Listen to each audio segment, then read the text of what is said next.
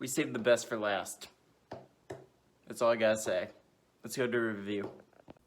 Hey everyone, this is Ben Coleman yet again with another video review. I'm here to bring you a film that is done by Jeff Nichols and is called Midnight Special. Let's dig in. So as you probably saw from the initial review, I had no words. It's for really good reason because it's not one of your typical types of films. You have a film that's really special in terms of cinematography, special effects, and just overall plot, because the plot, while it doesn't give much away, there's a lot that it tells. Now I'm gonna state that this probably is the best film that we've reviewed, and which is good because we're finishing the best for last, which means yes, that this is the last review that I'll be doing. I might be doing more on a different channel, but we will see. But let's dig in. Jeff Nichols is known for films like Mud or Take Shelter, which he also does with the star Michael Shannon. It shows because this film is probably my favorite one out of all the films he's made. Mud was good, and so was Take Shelter, but honestly, Take Shelter was leading up there for Jeff Nichols. Now, for many of you that are familiar with A Quiet Place, which is a horror sci-fi film, this director, Jeff Nichols, will be directing the third part, or so it's rumored. I'm really happy I watched this film because honestly, it's got everything that you would want. The cast is amazing. You have Kirsten Dunst, Joel Edgerton, Michael Shannon, 3 stars that are high on the list. And then you have Adam Driver, which I'm sure a lot of you sci-fi nerds know is Kylo Ren. And while I don't care for those movies that he's in, he is a great actor and I will never deny that. So it was nice seeing him kind of expand his horizons beyond Star Wars, which, since this was a movie made in 2016, a little fun fact, on his first day of filming, he got the news that he would be playing Kylo Ren in the new Star Wars movie, which is pretty exciting when you're on the first day of film set. All right, so let's kind of go deep into this movie. Jeff Nichols directed this because he wanted to tell a story about him becoming a father, and it definitely shows. It's about a boy and his father trying to escape the military of FBI, as well as a cult who believe that his powers can save them from ultimate destruction, when that's really not the case. I'm not going to explain anything more about it because it's spoilers, and it's a newer movie enough to where many people have yet to see it because it's not been heard of. In terms of cinematography, I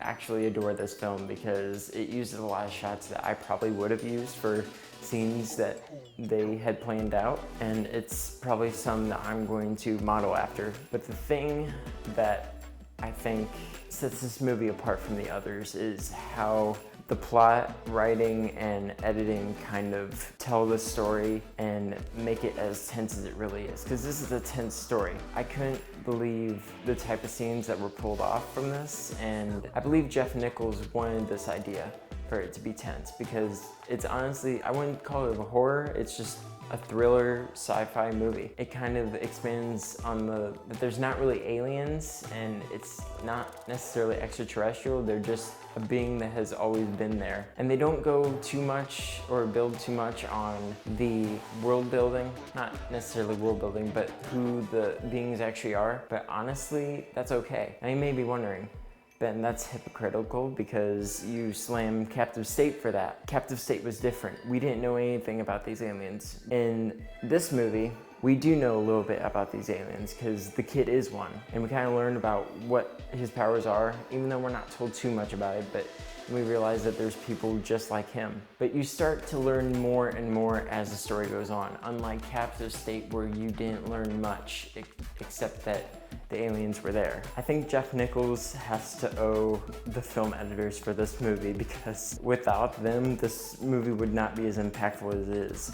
The music, just the type of effects that were used, it all added up for a spectacular film. One that I will stress again is the best film that we have reviewed on this channel. And the others do set up for what will be the future of sci-fi, but this one I think does a great job. It doesn't necessarily take from a lot of the films before it, but it does a good job of being its own thing. And will we get a sequel to it? Who knows? I mean, maybe. Does it need a sequel? No. It was cool seeing the other actors in this. It's cool seeing the other actors in this for example, you have Jeff Edgerton, which, I just saw him on the Obi-Wan episode on Wednesday, but we're not here to talk about Star Wars as much as I want to. We're here to talk about Midnight Special. And like I said, acting was pretty good. You were convinced that these actors wanted to be in the role and that they were really passionate about wanting to make this film come alive. Now, a little background about this movie. Jeff Nichols actually did not want this to become a full studio film. He kind of wanted it to be independent because he knew how low the budget was going to be. He wanted his final cut of the film, and he didn't want Warner Brothers to touch it. But Warner Brothers was fine with this because of how little budget Midnight Special was. Now, to wrap this up, as much as I want to keep talking about it, but this has got to be a quick review. So it's a little excessive, but as of right now, I'm going to have to give Midnight Special a 10. It's way out there, and I don't think that it deserves that, but for right now, it's a 10 because I can't think of any flaws for it. I'm sure if I rewatched it 4 or 5 times, I would find something, but honestly, I really hope I don't find anything bad about this movie.